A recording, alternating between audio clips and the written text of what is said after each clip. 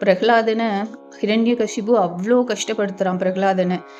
ஹிரண்யகசிபு கஷ்டப்படுத்தும் போது பாம்பை விட்டு கடிக்க சொல்றான், பாதாள சிறையில் அடைச்சிடுறான் பிரகலாதனை.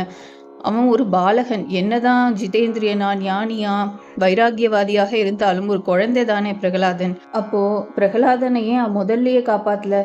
மலையிலேருந்து தள்ளி விடுறான், யானையை விட்டு மிதிக்க சொல்றான், எத்தனையோ கஷ்டங்களை கொடுக்கறான் ஹிரண்யகசிபு.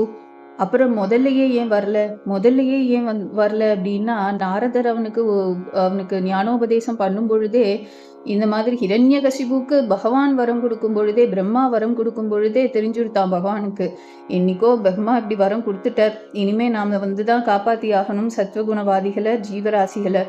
இந்த மாதிரி துஷ்டனுக்கு வரம் கிடைச்சிடுத்து. தன வரம் கேட்குறான் ஹிரண்யகசிபு. எப்படியுமே யாருமே என்னை கொல்லக்கூடாது, இப்போ பகல்ல கொல்லக்கூடாது, மனுஷா கொல்லக்கூடாது, பகவான் கொல்லக்கூடாது, தெய்வங்கள் கொல்லக்கூடாது, யாராலையும் எனக்கு மரணம் இல்லைன்னு கேட்கும் பொழுதுதான் அத்தனையும் ஃபுல்ஃபில் பண்றதுக்காக சந்தியா வேலையில வாசப்படியில அமர்ந்துட்டு எந்த ஆயுதமும் இல்லாம நிராயுதபாணியாக அவனை சம்ஹாரம் பண்ற. எதுக்கு சொல்ல வரேன்னா, எப்படி பகவான் அத்தனை சோதனையை பிரகலாதனுக்கு கொடுக்கணும்னா அந்த இன்டென்சிட்டி வருது இல்லையா பிரார்த்தனையில. பகவான் ஒரு பூனையா வந்திருக்கலாமே பிரகலாதனை காப்பாத்துறதுக்கு. வாமன அவதாரத்துல சாத்வீகமா வந்தார் இல்லையா, அப்படி ஒரு சாத்வீகமான ஒரு அவதாரத்தை எடுத்து ஊதியே தள்ளியிருக்கலாமே. அப்படி ஒரு நரசிம்ம அவதாரம், எல்லாரும் பயப்படுற அளவுக்கு அக்ரமான அவதாரம் ஏன் எப்படி வந்ததுன்னா, அது பிரகலாதனுடைய பிரார்த்தனையோட இன்டென்சிட்டி.